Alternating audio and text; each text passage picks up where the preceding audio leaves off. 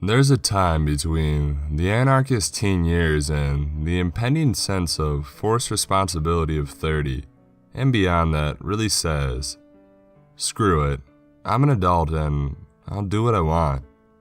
After all, if a law is not protecting anyone, then no one should even realize when it's broken. My town has a curfew. No one out without a police escort past 1 a.m. I thought just going outside would not cause anyone harm. I had no idea the curfew was there to actually protect me. 3 nights ago, anything before that still feels somewhat hazy. The damned air condition was on the fritz again, and being on the 5th floor of my apartment building was like camping by the mouth of an active volcano. The nights are cool enough, lingering somewhere around a comfortable mid-50, but there's never a breeze here. Even with the windows wide open and the door cracked for a draft, I could sell the crock pot and a slow roast tomorrow's dinner on the kitchen counter. After hours of rolling around in a violent cascade of sweat and crumpled sheets, swearing at myself that if I could just fall asleep, I needed a walk. The late night air would cool me off, and a quiet stroll always helps dissipate stress. I slipped on my gym shorts and a ratty t-shirt and then made my way into the hall. My town was not as small as one of the rural communities out west, but it was tight-knit enough that I could leave my door unlocked at night. Probably for the best, since the landlord hadn't fixed the lock. Once it clicked into place, a loud clang shoots it back open again. I remember glancing at the microwave clock just before leaving. 2:34 a.m. A bumbling stitch of guilt and dread rolled around in my stomach, like being caught as a child after you'd broken a lamp from playing ball in the house. What a stupid rule. It's just a curfew. Towns all over the country have them. There's 5 cops for all of us, and they can't be watching everything all night. Limit the people outside, limit the work you have to do. Simple as that. I was just going out for a walk. And I'm an adult, are they really going to tell me otherwise? 4 flights of stairs, even going down was enough to get my heart rate moving a bit. Maybe that was what I needed, a little exercise, a way to vent frustration and tire me out. I picked up the pace and threw my shoulder into the door outside. The glass door shuttered and bounced me back. I had no idea the door was even locked. It was odd that it was, and annoying. It killed my momentum, albeit brief, but still momentum. I slid the deadbolt back and out I went, jogging up the shallow hill of a parking lot towards the road. The yellow glow of the streetlights illuminated the sidewalk, and without it, I would have been on my face every few steps. Uneven cement blocks lifted by roots, worn and cracked with age. The crunching squeak of loose pebbles grinding underfoot and the rhythmic pounding of my steps mixed well with the brisk night breeze. Wait, breeze? The wind never blows at night here. I closed my eyes and stopped to bask in the glory. The cool waves across my sweat-coated skin was heaven. I drew a deep breath and sputtered. A pungent stench slammed itself down my throat. The stink of sulfur and festering garbage packed into the tire and set aflame would make even the most battle-hardened septic worker dry heave the last week's worth of lunches. My eyes shot open, expecting nothing but the street-lit sidewalk. But the lights were off and he was in my face. I jumped back, half stumbling but catching myself before a fall. His horrid aroma danced around me as if I had rolled in his filth. It radiated upwards, stinging my eyes and making them water to the point where tears rolled down my cheeks. His eyes watered too.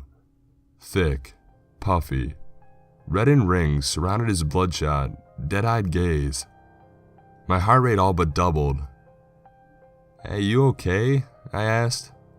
"You scared the shit out of me, man." He never moved to save for one sharp breath every half minute or so. Keeping my eyes locked in him, I started a slow and careful slide backwards until there was at least a 10-foot gap between us. What happened to the lights? Silence. They do blackouts this late or something? Sharp breath. Okay, that was enough of him. I offered a sheepish wave as a courtesy and turned to run back home. As I spun around and raised my leg to start a wide stride, his frigid grip reached over my shoulder and dug his fingers under my collarbone.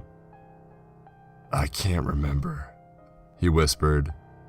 I dipped my shoulder and tried to press forward, but his grip tightened, holding me in place by pinching the bone itself. Animalistic instinct kicked in. I thrashed and flailed, trying to land any blow I could against him, but his angle was perfect. All I could do was slap at his hand like a frightened child. Help me, remember? His screams pierced this uneasy silence. It echoed around in my head over and over as he yanked me backwards. I stumbled on the uneven pavement and fell with my back to the ground. The man climbed over me, his stench weighing down on my chest, stopping me from drawing breath. An open hand clamped over my nose and mouth. Something flowed from me. It was not my breath though. Every bit of it, leaving my body, felt as if a piece of me was stripped away, a cavernous void left in its wake. My adrenaline surged, mind blanked and filled with a primal urge to flee. I flailed and struggled to no avail, but eventually he lifted me with his hand. He stood and stepped off me. He smiled as the streetlights flickered back on. Now I remember, he said. I scurried to my feet and leapt into a full sprint towards my apartment, taking only a split second to glance over my shoulder. But there was no trace of him. He was gone. Back down the shallow hill into the door, I yanked it open and bounded up the 4 flights of stairs, into the hall. But I stopped. It must be the adrenaline, the fear. What the hell apartment do I live in? I tiptoed down the hall, trying the knobs until I stumbled upon a door in the middle of a hall that was left ajar. What a stupid thing to blank on. This must be mine. I pushed the door open and stepped inside. A dim light kept a steady glow down past the kitchen.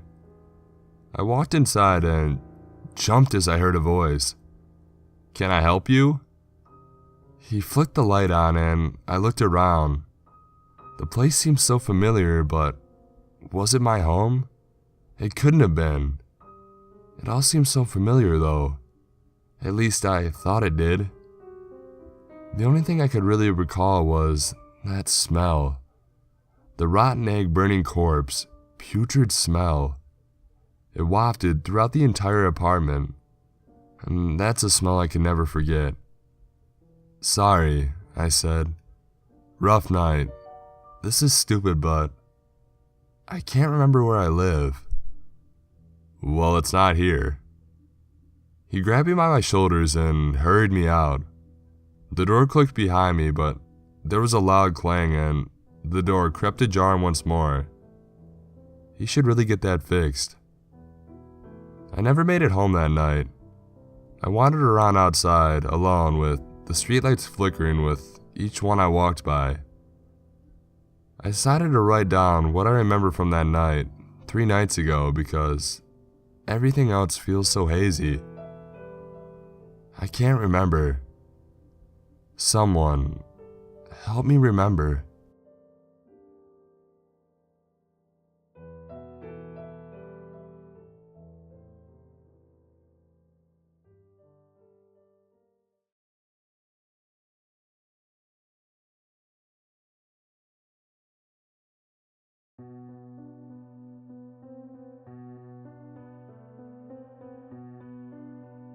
I learned the hard way.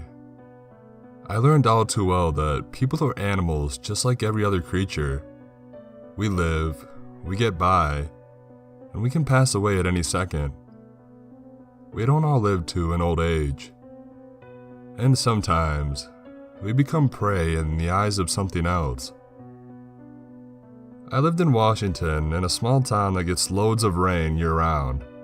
I was in paradise, We had been living there for only a few months and I was in love with the place. We lived maybe 2 miles outside of the city, if you could call it that. Even still, as soon as you exit the city, forest and wilderness just take over. I'm talking dense woods you could hardly walk through even if you tried. Woods that were like a barrier keeping you out or keeping something concealed inside. To be honest with you, I was always afraid of those woods. They didn't look like the picturesque forests of a national park. They looked like an unnatural conglomerate of rotten plants. The trees' branches were bare in most places. The roads were always slick with rain or mist and reflecting the silhouettes of the arching forest. Until I made it home from town, I tried not to look directly to the trees. I was maybe 7 years old at the time, and I was often bored. There were no neighbors near our house, and I had no friends from school. Usually, I'd just play with my Game Boy Advance in my room while the rain pattered against the glass windows. But if my parents were gone, I'd go outside, splashing in the puddles and making a ruckus. One Saturday morning, my parents asked me if I wanted to go with them to the grocery store in town to pick up the week's groceries. They had never asked me this before. It was usually just get in the car and it's time to go get groceries. I was taken aback by the fact that they were giving me a choice. And of course, I said no. It was an opportunity to have an hour or two alone at home, to go play outside and play pretend, do what young boys like to do. They said okay, and they told me to stay inside and keep the doors locked, and they went on their way.